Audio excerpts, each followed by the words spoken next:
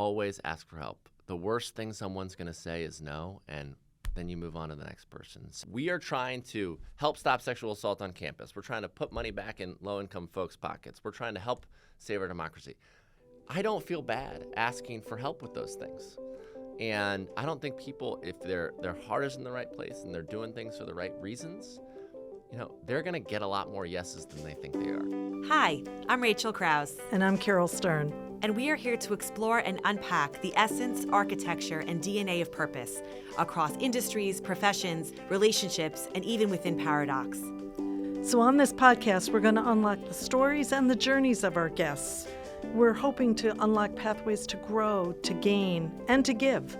Thanks so much for joining us. So welcome to Listen on Purpose. I'm Caryl Stern and my co-host Rachel Kraus, and we are really excited today to have Kyle Lierman with us. Kyle Great to be here. Have known each other for a number of years. He is, let me get your title correct. Thank you. CEO of Civic Nation. I am. A nonprofit ecosystem for high-impact organizing and education initiatives. Big mouthful, but an organization really doing amazingly great work, and so we're excited to share that with our listeners today. Why don't we start a little bit, though, before we get into what the organization does with your journey? Yeah. How you come to this, what motivates you, Absolutely. Why purpose is important to you. First off, great to be here. Thank you for having me. And as you know, I'm a lifetime admirer of Caryl and getting to know Rachel as well. But my parents are both public servants. My mom was a pediatric nurse practitioner at a community health center in Washington, D.C.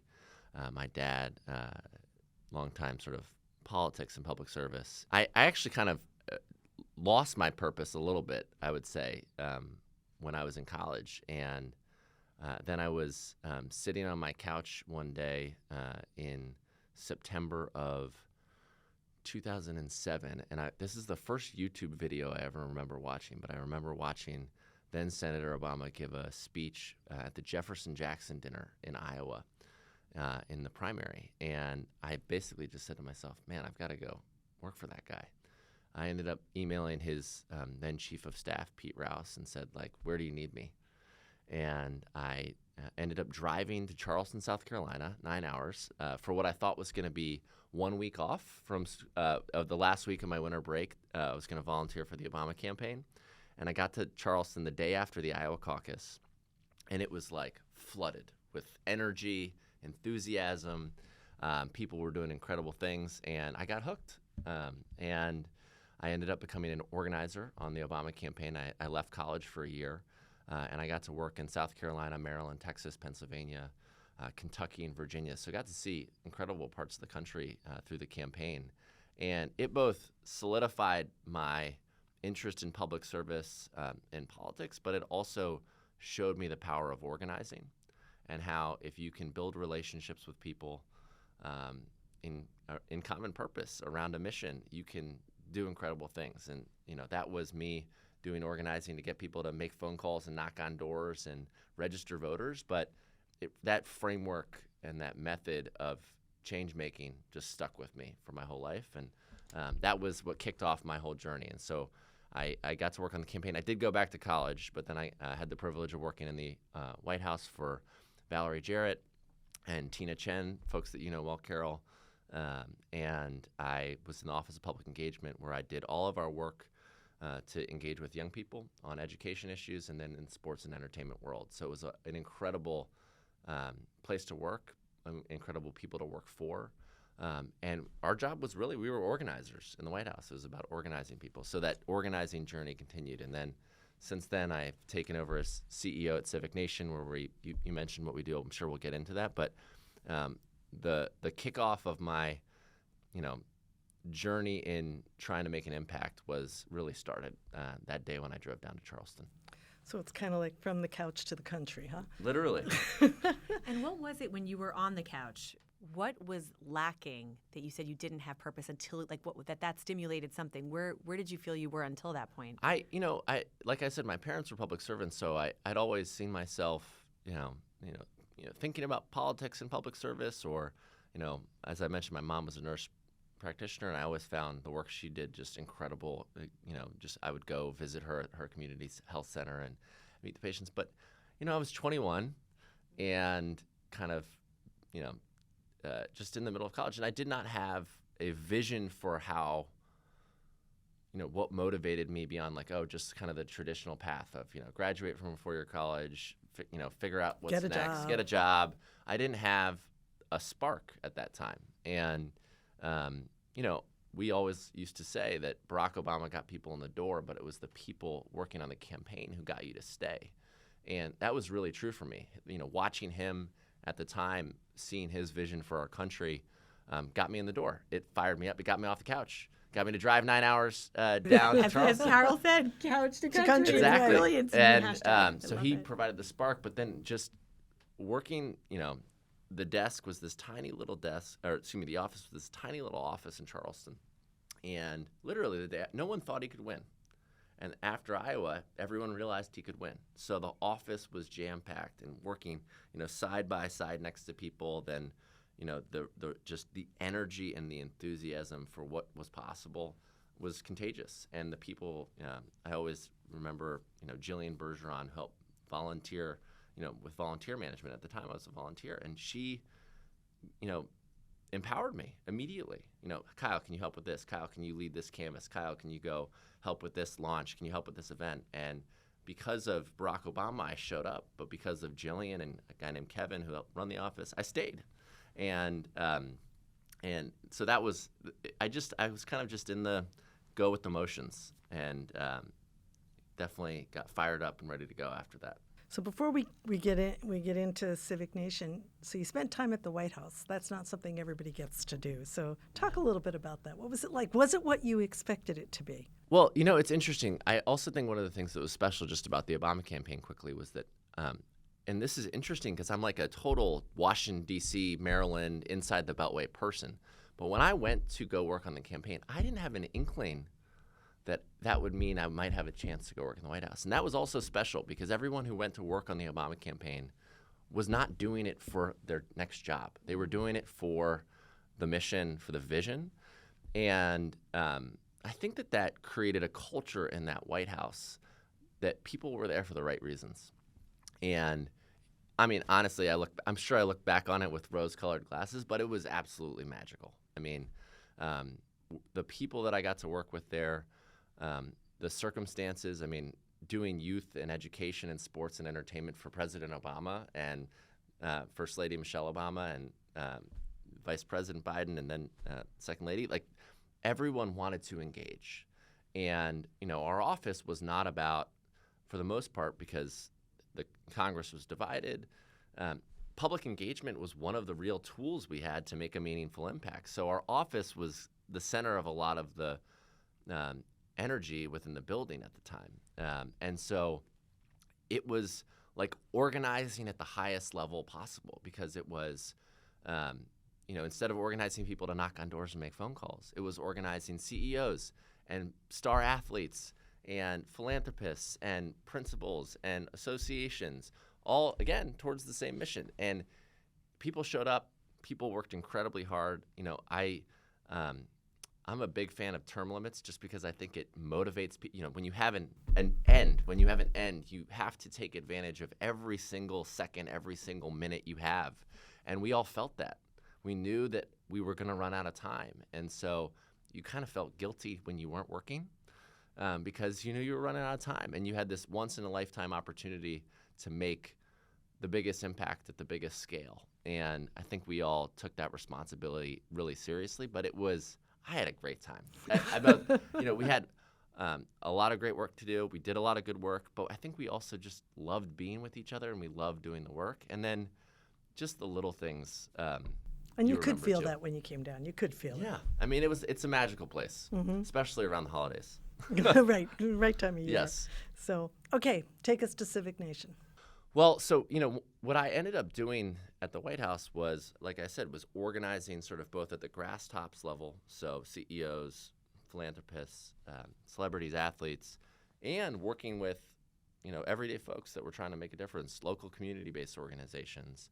And, Civic Nation was started right before I left the White House, but the idea of Civic Nation was to kind of carry on that legacy and that style of work that, policy is critical. Think tanks are great. Legislation is awesome and important, But it's not the only way to make change. You can organize people at the grass tops level, your CEOs, your governors, your celebrities, and community-based organizations and individuals and student leaders. And that work can create culture change. That work can create behavior change. That work can create systems change. And that's really the magic that we try to bring together at Civic Nation, is combining those types of organizing to drive progress on issues ranging from gender equity to democracy to economic mobility. And honestly, the hardest thing that is part of my job, and Caryl knows this, I'm not great at saying no. And so those of us in the nonprofit world have always appreciated that about just you. being honest. And so the hardest thing is prioritizing, because we are capable of doing so much good at Civic Nation. We have this rock star team, 75 folks that are pouring their hearts and souls into the work. And so many people ask for help all the time. Can you launch this new initiative? Can you do this new campaign? And the hardest part is prioritizing, because we want to be able to do so much. But that's Civic Nation. It's this ecosystem that is constructed so that we can launch these highly effective, highly impactful public awareness and organizing campaigns that drive people to action and empower folks to make a difference in their own communities. So it's like whatever sector you're in, whatever part of society you're in, whatever location you're in, you have the power to make change on critical issues, and we help guide folks through that and energize them to take that action. So you work in 7 different initiatives, as I understand it. Yes. Just a few, huh? You want to share a little bit about them? Like I said, broadly speaking, democracy, economic mobility, gender equity. I'd say one of the ones that's closest to my heart that was sort of actually launched it when we were at the White House is the It's On Us campaign to stop sexual assault. And the idea there was, like I said, there was great policy that was coming out of the Obama-Biden White House around making sure colleges were upholding Title IX. But at the end of the day, 1 in 5 women, 1 in 16 men were sexually assaulted by the time they left campus. And that's not just a policy problem. That is a culture problem. That is a behavior problem. And if something's a culture problem and a behavior problem, you don't just need legislation to fix it. You need people to step up and solve the problem themselves. You need campuses to step up and solve the problem themselves. So It's On Us is a campaign focused on empowering student leaders to organize, to step in and prevent sexual assault before it happens, to educate their classmates and their peers about consent, and to create a culture on campus where that is the expectation. Where the expectation is, if you see something happening, if you see like a sexual assault might occur, if I'm a young guy on a campus, maybe 10 years ago I wasn't comfortable stepping in. I think It's On Us to help create a culture on campus where the expectation is that that person steps in to do something about it, and where consent is the expectation as well. So that's It's On Us. We run When We All Vote for Mrs. Obama, which is a campaign to change the culture around voting, increase participation in each and every election, and close the age and race voting gap. And the idea behind that is that every part of society has a role to play in strengthening our democracy. If you're a media company, how are you using your channels to register and turn out voters? All nonpartisan, by the way. If you're a sports team, you could maybe turn your stadium into an early voting location. You could help register voters at games. So it's pulling on every lever of society to make sure people understand that the only way our democracy thrives is if everybody is not only participating, but helping others participate. So those are 2 examples. I won't do all 7, but we're proud of all the work that we do at Civic Nation, and all the initiatives are doing incredible things. And one of the common threads that I'm hearing just in those 2 examples is about establishing accountability and right of voice and responsibility for one another, for self and for the society around us. Do you find that, or have you found through this work, the barrier to entry, is it apathy? Is it education? Is it it's not my problem? What's been that barrier to entry? I'd say the number one problem is that people don't understand always that they have a role to play in solving these problems. So before we launched It's On Us, I don't think most young men on college campuses understood that they could be an enormous part of the solution when it came to stopping sexual assault. But by educating them, by spreading awareness, by empowering them and giving them the tools and the training to activate, we not only made them aware of the problem, but they then were soldiers in the fight to stop it. They understood the role that they could play. So, I would say it is a lack of understanding of their own power sometimes.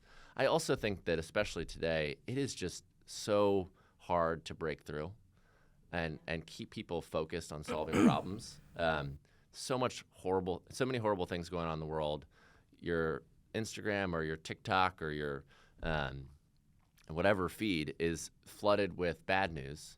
And I think folks aren't aware of the ways that they can be impactful. They can be a part of the solution, whether it's on democracy, whether it's on gender equity, whether it's on economic mobility, or all the other issues. I don't think people are getting the same level of engagement in this new media environment that we're in to solve problems. I think also that especially the colleges, so I'm curious on your opinion on this one, are struggling with the line between free speech and hate speech. Yep. What's your perspective?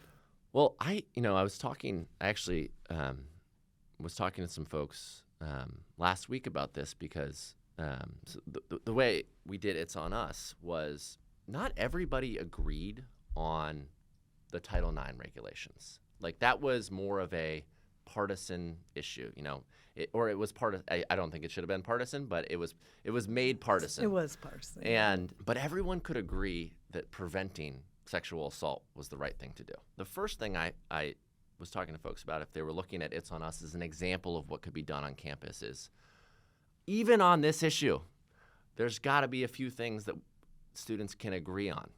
They can agree there shouldn't be violence. They can agree there shouldn't be harassment. They should agree that there shouldn't be anti-Semitism. There shouldn't be Islamophobia.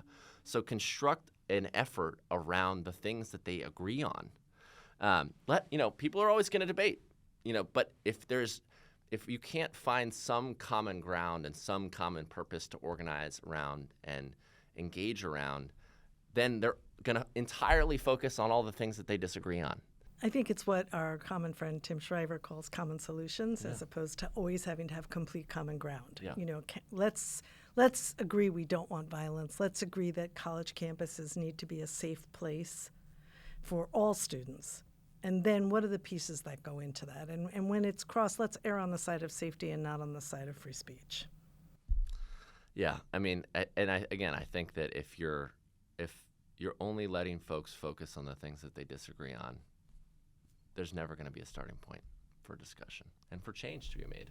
Well, if you look on the other side then, bringing us back to Civic Nation, when you do agree, when there's partnerships, and you have a number of amazing partnerships, why don't you share one of them with us? Well, and by the way, Caryl's a partnerships machine. So I always try to pick her brain on that front. But we've been able to, we're a nonprofit, we're a 501c3. We have enormous connections and we have incredible spokespeople. But at the end of the day, in order to reach the audiences we want to reach, you have to work through partnerships. And so we've tried to do that throughout all of our campaigns. With It's On Us, the NFL funded a study that we did where we really delved in with male athletes and understood how are they learning about sex? How are they learning about healthy relationships? And I'll tell you that what we learned was not good in terms of how folks these days are learning about it, student athletes. And so from that study, we built a playbook for how athletic departments on campus could engage on the issue and train, especially their male athletes. And, that's great for the cause of sexual assault prevention. That's great for the safety of students on campus. But it's also, I think companies can't wait for problems to be solved just by them once they're there. It's about kind of attacking the root causes of the issues before they become problems when young people are become professional in whatever field. And so the NFL has been a great partner on that, not only in funding the research, but also in supporting the distribution of the playbook and helping us get athletic departments to play ball, to continue the sports metaphors here. So there's been that. With the voting front, the things that I've loved is we've worked with a number of the different sort of ride sharing and transportation companies. The CEO of Lime, a great guy named Wayne Ting, and I connected, and he said, would it be helpful if folks got free Limes to the polls on their scooters? Would it be helpful if we got messages out to our Lime riders in their ride receipts to make sure they're registered to vote? And we did all the above. So Lime is doing that because they want to be a good corporate citizen, but also because their audience wants it. Right. You know, if I'm a young person on a college campus and I don't have a car, it's great to have a free scooter to the polls. It's great to get a reminder to register to vote in a place where I might not have been expecting it. So I think when the purpose that we're working on can align with the values of the company and it makes sense for their audience, that's when you make 1 + 1 = 5. And as we look forward going into the next year, which is a big one to say the least, how are you thinking about trends, partnerships, challenges, and kind of overcoming that and moving forward, kind of piercing with purpose for what needs to be accomplished in the next 12 months? Well, and you mentioned the kind of divisions on campus. The work to find common ground and to work at issues that maybe 10 years ago weren't seen as partisan but now have been made partisan. Just putting our cards on the table, it gets harder every year, it seems. And, our ethos and our mission is fully nonpartisan, and we really try to adhere to that because we want our partners to be fully comfortable engaging in stopping gender equity or supporting gender equity, in driving economic mobility, in helping people participate in their democracy. But that's one of the challenges is this: people are afraid to engage because they're afraid to get attacked.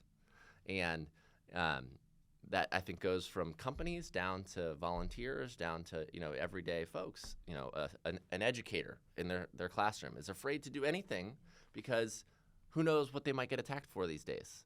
And so it's creating a situation where folks understand how powerful they can be, but also making sure that you're doing it in a way where they understand that even if they get a little bit of flack here and there, it's the right thing to do, and that they're going to be supported. So I think creating the conditions so that folks can participate is going to be really important in 2024.